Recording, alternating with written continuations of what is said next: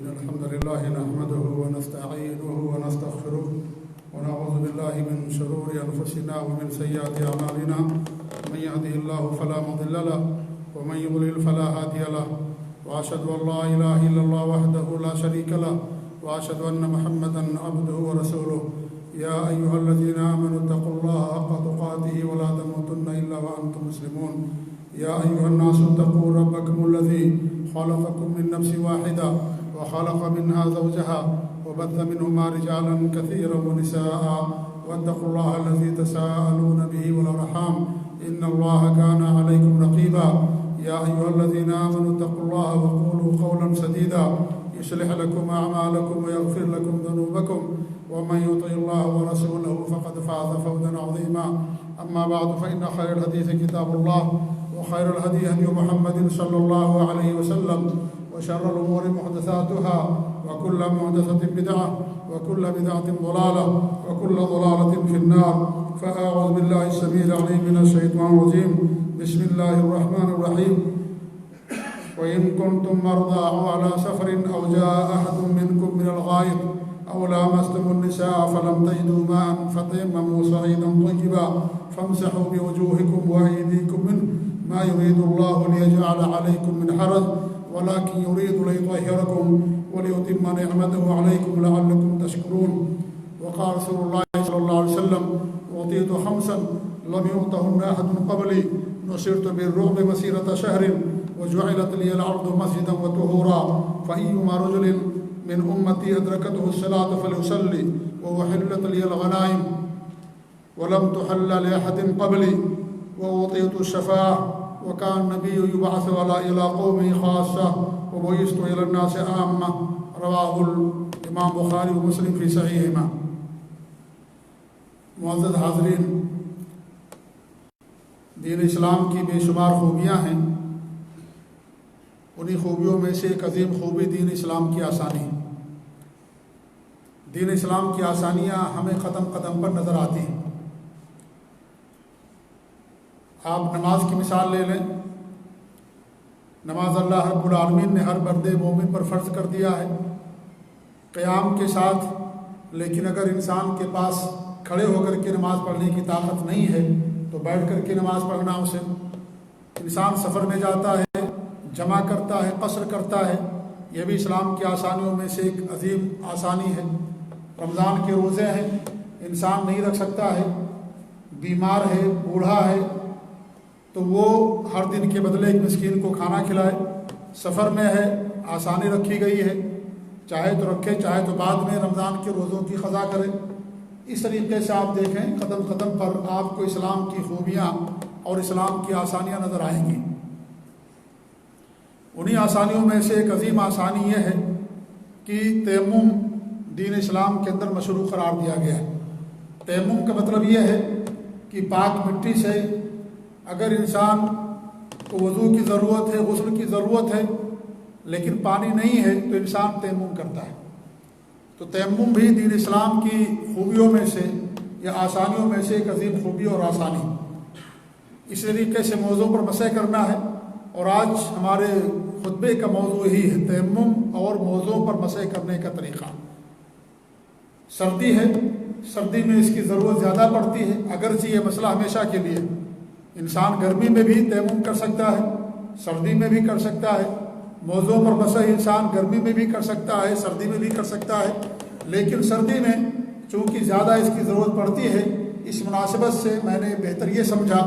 کہ اس پر کچھ روشنی آپ لوگوں کے سامنے ڈالی جائے۔ اسی لیے میں نے جس آیت کریمہ کی تلاوت کی ہے، اس آیت کریمہ میں اللہ رب العالمین نے تیمم کی مشروعیت کو بیان کیا ہے، اور اللہ تعالیٰ کے ارشاد ہو ان کنتم مرضی، اگر تم بیمار ہو، او علی سفر، یا تم سفر پہ ہو، او جاء احد منکم من الغائط، یا تم میں سے کسی نے قضاء حاجت کیا ہے، پیشاب کیا، پیخانہ کیا، او لامستم النساء، یا تم نے عورتوں سے ہم بستری کی ہو، فلم تجدوا ماء، اور تمہیں پانی نہ ملے، فتیمموا صعیدا طیبا، تو پاک مٹی سے تیمم کر لیا کرو۔ اللہ نے ہمیں کتنی آسانی دی ہے، مٹی کو ہمارے لیے پاک کر دیا گیا ہے، اور یہ زمین پوری مسجد بنا دی گئی۔ تو اللہ تعالیٰ فرماتا ہے کہ یا تم بیمار ہو، بیماری ایسی ہے کہ پانی استعمال کریں گے مرض بڑھ جائے گا، یا شفا اور لیٹ ہو جائے گا، شفا تاخیر سے ملے گی آپ کو، بیمار ہیں پانی استعمال نہیں کر سکتے، سفر میں ہیں پانی نہیں آپ کے پاس ہے، یا پانی اتنا کم ہے کہ اگر آپ پانی سے وضو کر لیں گے تو آپ پیاسے رہیں گے، پانی نہیں ملے گا آگے، آپ کی جان کا خطرہ ہے، تو اسلام نے اتنی آسانی رکھی ہے کہ آپ تیمم کر لیں۔ یا تم بیویوں کے پاس گئے ہو، یعنی تم نے ہم مستری کیا ہے اور پانی نہیں ہے، اس کا مطلب کیا ہوا کہ تیمم وضو اور غسل دونوں کے قائم مقام ہے، یعنی انسان کو غسل کی ضرورت ہے، پانی نہیں ہے تیمم کر لے گا، انسان کو وضو کی ضرورت ہے، پانی نہیں، انسان وضو تیمم کر لے گا، تیمم دونوں کا جانشین ہے، دونوں کے قائم مقام ہے، دونوں کی جگہوں پر انسان تیمم کر سکتا ہے۔ یہ نہیں صرف وضو کے دو کہ وضو ہے نہیں کیا انسان نے تیمم کر لیا، اگر یہ بھی ہے، اور ساتھ ہی ساتھ انسان اگر بیوی کے پاس گیا یا انسان کو احترام ہو گیا، سفر میں ہے یا گھر ہی میں مان لیجئے اس کو احترام ہو گیا، سخت سردی ہے، پانی اگر وہ گرم نہیں کر سکتا مان لیجئے، تو ایسی صورت میں وہ کیا کرے گا، وہ غسل کرنے کے بجائے تیمم کر کے نماز پڑھ لے گا، لیکن نماز پڑھنا اسے ہر حال میں ضروری ہے، تمام نماز اسے پڑھنا ہے، نماز چھوڑ نہیں سکتا ہے، اسے اللہ نے آسانی رکھی ہے کہ انسان تیمم کر لے۔ تو انسان سفر میں اس کو احترام ہو گیا، یا بیوی ساتھ میں ہے اس نے ہم بستری کر لی اور اس میں غسل کرنا پڑتا ہے، اب ایسی صورت میں پانی انسان کے پاس ٹھنڈا نہیں ہے، گرم نہیں ہے اور سخت سردی ہے، انسان کیا کرے گا؟ کیا نماز چھوڑ دے گا؟ نہیں، نماز نہیں چھوڑ سکتا، جب تک انسان کی جان باقی ہے، شعور باقی ہے، احساس باقی ہے، تب تک انسان نماز کو نہیں چھوڑ سکتا۔ یہ نماز کی اہمیت ہے، یہ کہ کسی بھی صورت میں نماز ہم سے معاف نہیں ہے، پڑھنا آپ کو، اللہ کہ انسان کی عقل ختم ہو جائے، انسان پاگل ہو جائے، انسان کی روح نکل گئی، اسے شعور نہیں ہے، کچھ احساس نہیں ہے اس کو، تو ایسی صورت میں نماز معاف ہے، لیکن جب تک شعور اور احساس انسان کا زندہ اور باقی ہے اس وقت تک نماز انسان سے معاف نہیں۔ آپ غسل نہیں کر سکتے تیمم کرو، اللہ نے مٹی کو پاک کر دیا، مٹی ہی ہماری اور آپ کی بلا پیدائش ہوئی ہے، سب سے پہلے انسان آدم علیہ السلام کو اللہ نے مٹی سے پیدا کیا، تو مٹی انسان کو پاک کرتی ہے، تو پاک مٹی سے انسان تیمم کر لے، لیکن اس کو نماز پڑھنا ہے، نماز نہیں چھوڑ سکتا ہو۔ تو اگر انسان سفر میں ہے، کہیں پر بھی ہے، اور اس کو غسل کرنا ہے، پانی نہیں ہے، تیمم کر کے نماز پڑھے گا، لیکن نماز پڑھنا ہی پڑھنا ہے۔ ایک واقعہ آتا ہے اللہ کے رسول صلی اللہ علیہ وسلم کے زمانے کا کہ صحابہ کرام نکلے تھے جہاد پر، ایک آدمی ایک صحابی کو احتلام ہو گیا، انہوں نے لوگوں سے پوچھا کیا کریں، کہا غسل کرنا پڑے گا آپ کو، انہوں نے غسل کیا، سفر میں تھے، سخت کڑاکے کی سردی تھی اور ان کی جان چلی گئی، ان کی وفات ہو گئی، وہ بیچارے مر گئے، شہید ہو گئے، اللہ کے رسول کے پاس آئے اور یہ پورا ماجرا بیان کیا، تو ہمارے نبی نے فرمایا کہ تم نے مسلمان کو مار ڈالا، انما شفاء العی السؤال، اگر تمہیں نہیں معلوم تھا تو سوال کرنا چاہیے تھا، اہل علم سے، علماء سے پوچھنا چاہیے تھا، تو تمہارے لیے تیمم کر لینا کافی تھا، ہمارے نبی نے کہا تیمم کر لینا تمہارے لیے کافی تھا، تیمم کر لیتے، نماز پڑھتے، اپنی جان بچا لیتے۔ تو انسان کو احترام ہو گیا ہے، اور اس صورت میں بھی انسان تیمم کر کے نماز پڑھے گا، لیکن نماز کو چھوڑ نہیں سکتا، اس سے نماز کی عظمت اور نماز کی اہمیت کا اندازہ ہوتا ہے کہ دین اسلام کے اندر نماز کتنی اہم ترین عبادت ہے، جو کسی بھی صورت میں ایک مسلمان سے معاف نہیں ہے، جنگ میں ہے، سفر میں ہے،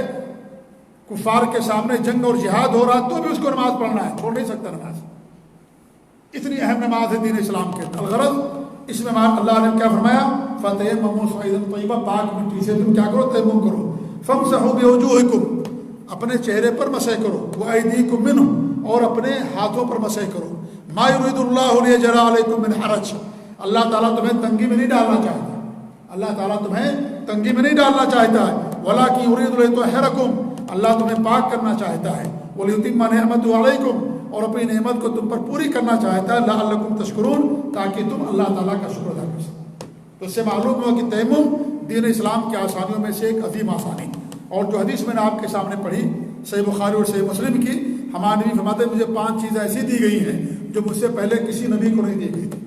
ہمارے نبی کو بہت ساری چیزیں دی گئی جو سابقہ انبیاء میں سے اکثر بہت سارے نبیوں کو نہیں دی گئی تھی، لیکن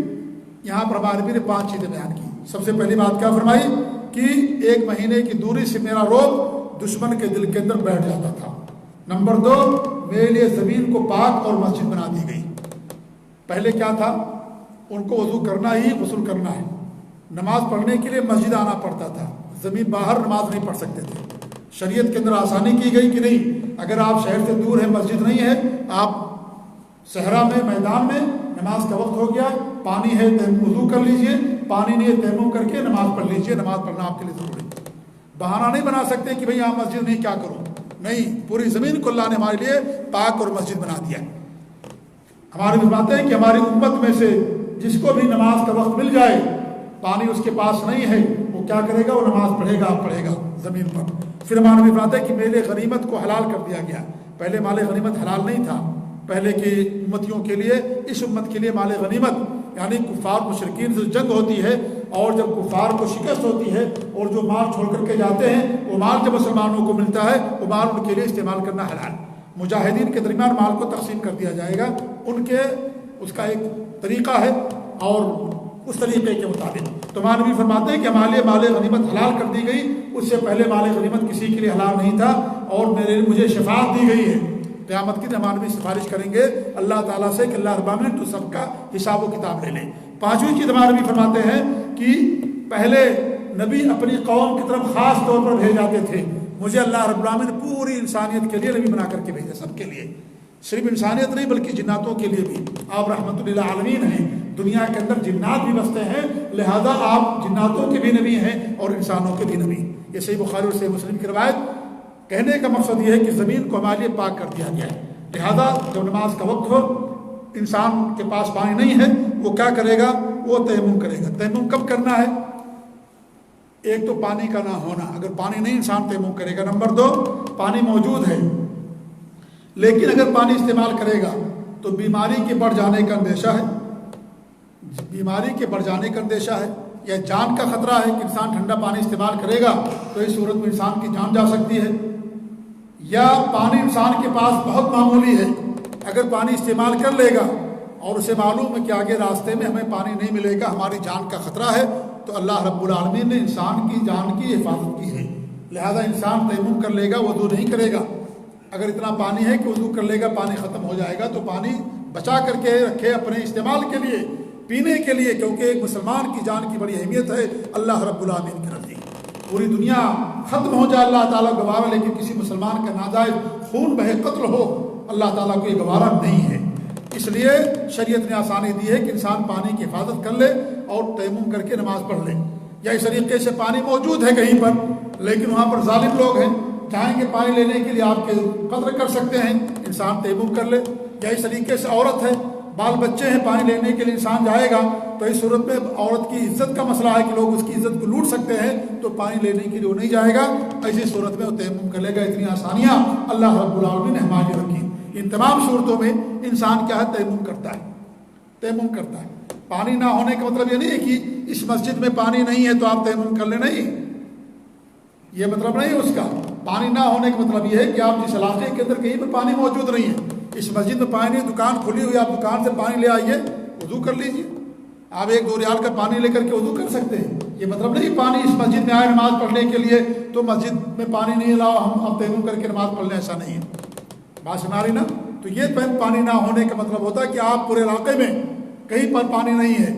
اور اس طریقے سے سب پانی ختم ہے، کہیں پر پانی موجود نہیں پورے علاقے کے اندر، آپ کہاں جائیں گے؟ آپ پانی کے لیے دمام تو نہیں جا سکتے یہاں سے جبیل سے۔ ایسی صورت میں آپ کے لیے کیا ہے، نماز کا وقت نکلتا جا رہا ہے، آپ تیمم کر کے نماز پڑھ لیجیے، یہ پانی نہ ہونے کا مطلب ہے۔ تو ان تمام صورتوں میں اس طریقے سے انسان کیا کرے گا، وضو تیمم کرے گا، وضو کرنے کے بجائے۔ تیمم کا طریقہ کیا ہے یہ بھی اللہ کے رسول نے بتایا ہے، قرآن میں بھی اللہ نے بتا دیا کہ چہرے پر مسح کرنا اور ہاتھ پر مسح کرنا۔ ہمارے نبی نے فرمایا، حضرت عمار بن یاسر رضی اللہ تعالیٰ عنہ سفر میں تھے، ان کو احتلام ہو گیا، تو جیسے گدھا لیٹتا لوٹتا اور پوٹتا ہے زمین میں، ایسے ہی مٹی کے اندر لوٹنے پوٹنے لگے، اور اس کے بعد نماز پڑھی۔ تو ہمارے نبی کے پاس آئے کہ میں نے ایسا کیا ہے، تو ہمارے نبی نے فرمایا کہ تمہارے لیے اتنا ہی کافی تھا۔ پھر ہمارے نبی نے ان کو طریقہ بتایا، کیا طریقہ بتایا؟ صحیح بخاری مسلم کی روایت کہ تم نے دونوں ہتھیلیوں کو اندرونی زمین پر ایک بار مارو، اس کے بعد اگر اس کے اندر مٹی لگی ہوئی، دھول لگی ہوئی ہے، اس کو پھونک دو، اس کے بعد چہرے پر مسح کرو، اور پھر دونوں کلائیوں پر کیا کرو، یہ جو گٹا نہیں کلائی کہا جاتا ہے، اس پر مسح کر لو۔ اس طریقے سے آپ کا تیمم ہو گیا، آپ کا تیمم ہو گیا۔ جب انسان چوری کرتا ہے اس کے ہاتھ کہاں سے کاٹے جاتے ہیں؟ یہاں سے کاٹے جاتے ہیں۔ تو اس طریقے سے تیمم کے اندر بھی کوہنی تک نہیں دھلنا کہ آپ کوہنی تک دھلیں، یہ کیا نام ہے مسح کرنا، نہیں، صرف اتنا آپ کے لیے کافی ہے کہ یہ جو کلائی ہے آپ کی، اس کلائی کے اوپر مسح کر لیں، اس طریقے سے آپ کا تیمم کافی ہے۔ ایک بار زمین پہ ماریں، اگر دھول ہے اس کے اندر پھونک مار دیں، چہرے پر مسح کریں، اللہ فرماتا ہے فمسحوا بوجوہکم، پہلے چہرے پر مسح کرنا ہے، اس کے بعد ہاتھ پاؤں پر مسح کرنے کے لیے نہیں کہا گیا، اور سر پر مسح کرنے کے لیے نہیں کہا گیا، کوہنی تک مسح کرنے کے لیے نہیں کہا گیا، بلکہ صرف آپ کی جو کلائی ہے اسی پر آپ مسح کر لیجئے اور ہاتھ کو اس طریقے سے پھیر لیجئے، آپ کا مسح ہو گیا اور آپ کا تیمم ہو گیا، پاک ہو گئے، اور اس طریقے سے آپ نماز پڑھ سکتے ہیں۔ یہ ہے مسح کرنے کا طریقہ، جیسا کہ اللہ کے رسول صلی اللہ علیہ وسلم نے فرمایا۔ تیمم ان تمام چیزوں سے ٹوٹ جاتا ہے جس سے انسان کا وضو ٹوٹ جاتا ہے۔ آپ کو ہوا خارج ہوگی، پیشاب آپ نے کیا، آپ کا وضو سے ٹوٹتا ہے، ایسے تیمم بھی ٹوٹ جاتا ہے۔ تیمم میں ایک چیز اور بھی ہے کہ تیمم میں انسان کو اگر پانی مل گیا اس کا تیمم باطل، اب اس کو کیا کرنا ہے، نماز پڑھنے کے لیے اس کو تیمم کرنا ہے، لیکن جو نماز پڑھ لیا اس نماز کو نہیں لوٹائے گا۔ اگر کسی نے تیمم کیا اور نماز پڑھنے سے پہلے پانی مل گیا تو وہ کیا کرے گا، تیمم کر کے وضو کر کے نماز پڑھے گا، لیکن تیمم کسی نے کیا اور نماز اس نے پڑھ لی، نماز پڑھنے کے بعد اگر پانی ملتا تو نماز نہیں لوٹائے گا، نماز نہیں لوٹائے گا، جیسا کہ اللہ کے رسول صلی اللہ علیہ وسلم کی حدیث ہے، نماز نہیں لوٹائے گا۔ لیکن اگر نماز پڑھنے سے پہلے پانی مل گیا تو تیمم اس کا باطل، وضو کرے گا پھر وہ نماز پڑھے گا۔ تو اس طریقے سے یہ ہے تیمم کا طریقہ۔ تو پانی مل جانے سے بھی تیمم باطل ہو جاتا ہے، انسان کو احترام ہو گیا تو تیمم باطل، کیونکہ تیمم جو ہے غسل اور اہتمام دونوں کی جگہ پر انسان کرتا ہے۔ تو تیمم کا مختصر طریقہ میں نے آپ کے سامنے جو ہے بیان کیا۔ اللہ کے رسول کی حدیث، اگر پانی انسان کو 10 سال تک نہ ملے وہ تیمم کر کے نماز پڑھتا رہے گا، یعنی آپ نے رغبت دلائی ہے اور کہا کہ تیمم یہ اللہ تعالیٰ کی طرف سے ہے، ہمارے لیے آسانی ہے، اور اللہ تعالیٰ جب کوئی آسانی دیتا ہے چاہتا ہے کہ اس آسانی پر انسان عمل بھی کرے۔ آپ سفر میں جاتے ہیں، ہمارے لیے آسانی جمع اور قصر کی، اس پر عمل کرنا آپ کو، یہ ہمارے نبی کی سنت ہے۔ تو اس طریقے سے پانی نہیں ہے یا ان حالات کو جو میں نے آپ کے سامنے بیان کیا، ان حالات میں ایک سے کوئی حالت ہے تو انسان کیا کرے گا، تیمم کرے گا۔ ایسے ہی ایک مسئلہ ہے موضوع پر مسح کرنے کا، یہ بھی دین کی آسانیوں میں سے ایک آسانی ہے۔ قرآن میں بھی اللہ رب العالمین نے اشارہ کیا اس کی طرف، اور حدیث میں تو متواتر حدیث ہے، اتنی حدیثیں ہیں کہ بہت سارے صحابہ کرام سے بری ہیں کہ ہمارے نبی صلی اللہ علیہ وسلم نے اپنے موضوع پر مسح کیا۔ قرآن میں اللہ رب العالمین نے کیا فرمایا، وضو کرنے کا طریقہ بتایا، اس میں بتایا کہ وہ ارجلکم الی الکعبین، اپنے دونوں پاؤں کو کہاں تک دھلنا ہے، ٹخنوں تک دھلنا ہے۔ اس میں 2 قرات ہیں، ایک وارجلکم ہے، ایک وارجلکم ہے۔ اگر وارجلکم پڑھیں گے لام کے زبر کے ساتھ تو اس صورت میں جب انسان پاؤں کو دھلے گا اس کے پاؤں کھلے ہوئے ہوں، اور جب وارجلکم پڑھیں گے تو اللہ نے اس سے پہلے کیا بیان کیا،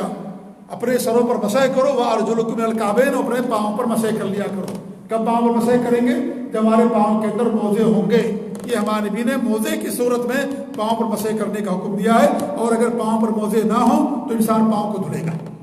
آپ نے دیکھا ہوگا کہ جو شیعہ روافظ ہیں وہ پاؤں پر مسح کرتے، دھلتے نہیں ہیں وہ پاؤں کو، ان کا پاؤں ننگا ہے، موزہ نہیں، پھر بھی پاؤں پر وہ کیا کرتے، مسح ہی کرتے ہیں۔ یہ غلط ہے ایسا کرنا، یہ غلط ہے ایسا کرنا، ان کا وضو ہی نہیں ہوتا ہے۔ ہمارے نبی نے فرمایا کہ اگر ایڑی کو پانی نہیں پہنچے گا انسان کا وضو ہی نہیں ہوگا۔ ہاں اگر آپ کے پاؤں ڈھکے ہوئے ہیں تو آپ موضوع پر مسح کریں گے، پاؤں کے اوپر موضوع پر مسح کریں گے، لیکن اگر آپ کا پاؤں کھلا ہوا ہے تو پاؤں دھلنا انسان کے لیے ضروری۔ تو قرآن میں اللہ رب العالمین نے گویا کہ اس کی طرف اشارہ کیا وضاحت کے ساتھ، اور ہمارے نبی کی متواتر حدیثیں ہیں موضوع پر مسح کرنے کے تعلق سے۔ صحیح بخاری اور صحیح مسلم کی روایت ہے کہ حضرت مغیرہ بن شعبہ فرماتے ہیں کہ میں آپ کے ساتھ سفر میں تھا، اور جب آپ کو پاؤں دھلنے کا وقت آیا، آپ کے پاؤں موزے تھے، تو انہوں کو کہے کہ میں جھکا کہ آپ کے موزوں کو نکال دوں، تو ہمارے نبی نے فرمایا کہ دعہما فإنی ادخلتہما طاہرتین، ان دونوں موزوں کو چھوڑ دو، میں نے ان دونوں موزوں کو پاکی کی حالت میں پہن رکھا ہے۔ پھر آپ نے دونوں موزوں پر مسح کیا۔ یہ صحیح بخاری اور صحیح مسلم کی روایت۔ موزوں پر مسح کرنے کی شرط ہے، پہلی شرط یہ ہے کہ موزہ انسان پاکی کی حالت میں پہنا، وضو کرنے کے بعد پہنا۔ اگر ناپاکی ہے، انسان کے پاس وضو نہیں ہے اور موزہ پہن لے گا تو اس پر مسح نہیں کر سکتا۔ پہلی شرط یہ ہے کہ پاکی کے بعد، وضو کرنے کے بعد انسان نے موزہ پہنا۔ دوسری شرط یہ ہے کہ موزے کی ایک مدت ہے، اس مدت کے اندر موزے پر مسح کرنا ہے۔ مدت ختم ہو جائے گی آپ مسح نہیں کر سکتے۔ مسافر کے لیے 3 دن 3 رات ہے، کیونکہ مسافر کو زیادہ ضرورت ہے، اور مقیم جو گھر میں رہتا ہے اس کے لیے 1 دن اور 1 رات۔ ایک دن اور ایک رات۔ یہ کیا ہو گیا؟ یہ دوسری شرط ہو گئی کہ اس کے لیے ایک مدت ہے، اور اس مدت کے اندر انسان کو کیا کرنا ہے؟ مسح کرنا ہے۔ تیسری چیز کیا ہے کہ موزے انسان کے زیادہ پھٹے نہ ہوں۔ اگر انسان کا موزہ پھٹا ہوا ساری انگلیاں اس کی نظر آ رہی ہیں یا آدھا پاؤں نظر آ رہا ہے تو اس کو کیا فائدہ؟ اس لیے اگر ایک آدھ انگلی نظر آ رہی ہے تو انسان کیا کرے گا؟ اس پر مسح کر سکتا ہے، لیکن اگر زیادہ پھٹا ہوا ہے تو ایسی صورت میں انسان کیا ہے؟ اس کو مسح نہیں کر سکتا۔ چوتھی شرط یہ ہے کہ مسح جو ہے صرف چھوٹی ناپاکی میں انسان کر سکتا ہے، چھوٹی ناپاکی جس میں انسان کو وضو کرنا پڑتا ہے، جیسے انسان نے پیشاب کیا، پیخانہ کیا، ہوا خارج ہو گئی، ایسی صورت میں کیا انسان وضو کرتا ہے، انہی چیزوں میں انسان موزے پر مسح کر سکتا ہے۔ انسان کو غسل کی ضرورت ہے تو اس پر مسح نہیں کر سکتا، کیونکہ غسل کے لیے پورا غسل کرنا، انسان کو پورے کپڑے نکال کے غسل کرنا پڑتا ہے، موزہ پہن کر کے تو کوئی غسل نہیں کرتا، اس لیے اس صورت میں انسان موزے پر مسح نہیں کرے گا۔ تو یہ 4-5 شرطیں ہیں موزے پر مسح کرنے کے لیے۔ موزہ کسی بھی طرح کا ہو، چاہے چمڑے کا، اللہ کے رسول کے زمانے میں چمڑے کا موزہ تھا، اور آپ کے آخری زمانے میں جو ہے جورب یعنی کپڑے اور نائلن کے موزے بننا شروع ہو گئے تھے، اور صحابہ کرام نے باقاعدہ ان پر مسح کیا، اور صحابہ کرام سے اجماعی طور پر یہ مسئلہ ثابت ہے۔ بڑے بڑے صحابہ کرام جن سے ثابت ہے کہ انہوں نے باقاعدہ موزوں پر مسح کیا، ان میں عمر رضی اللہ تعالیٰ عنہ، علی رضی اللہ تعالیٰ عنہ، عبداللہ بن عمر، ابو مسعود، اور اس طریقے برا بن عازب، انس بن مالک، ابو امامہ، عبداللہ بن مسعود، اور حضرت سعد، سہل بن سعد، یہ تمام صحابہ کرام سے باقاعدہ ان کے دور میں چمڑے کے علاوہ کپڑوں کے موزے بننا شروع ہو گیا تھا، انہوں نے چمڑوں کے بجائے کپڑے کے موزے پر مسح کیا۔ اور بہت سارے علماء نے باقاعدہ اجماع نقل کیا ہے کہ صحابہ کرام کپڑوں کے موضوع پر بھی مسح کیا کرتے تھے، کیونکہ آسانی ہے، لہذا کپڑے کے ہوں، نائلن کے ہوں، چمڑے کے ہوں، کسی کوئی بھی موزے ہو اس پر انسان مسح کرے گا۔ تابعین میں سے بہت بڑے بڑے تابعین سے باقاعدہ اس کا ثبوت ملتا ہے کہ اپنے موضوع پر مسح کر لیا کرتے تھے، وہ موزے جو چمڑے کے بجائے کپڑوں کی ہوا کرتے تھے۔ مسح کیسے کریں گے؟ آپ اپنے دونوں ہاتھ کی ہتھیلی، اندر کی ہتھیلی کو پانی سے بھگائیں گے اور اس طریقے سے موزوں کے اوپر مسح کریں گے، صرف اوپر ایک مرتبہ کیا جائے گا۔ کچھ لوگ اوپر نیچے دونوں مسح کرتے ہیں، ہمارے نبی نے فرمایا کہ نہیں، اوپر مسح کیا جائے گا۔ علی رضی اللہ عنہ فرماتے ہیں کہ اگر دین کا دار و مدار عقل پر ہوتا تو موزے پر نیچے مسح کرنا زیادہ بہتر ہوتا اوپر کے بجائے، لیکن ہمارے نبی نے کیا فرمایا کہ اوپر مسح کیا جائے گا، کہ آپ اپنے ہتھیلی کو پانی سے بھگائیں، اتنا پانی ہو کہ آپ کا موزہ پورا بھیگ ہی جائے،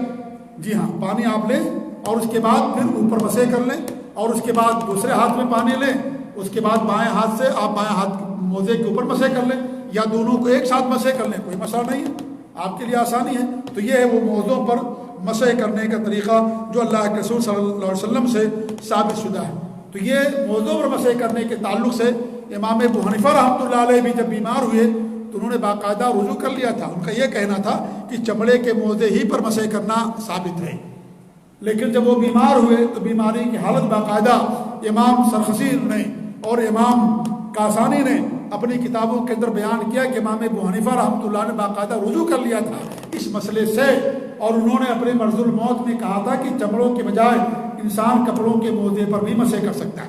کیونکہ ملبوسات میں سے آسانیاں ہیں اس کے اندر، اللہ کے رسول کے زمانے میں نہیں تھا، آخر زمانے میں پیدا ہوا نبی کے بنایا گیا لوگوں نے،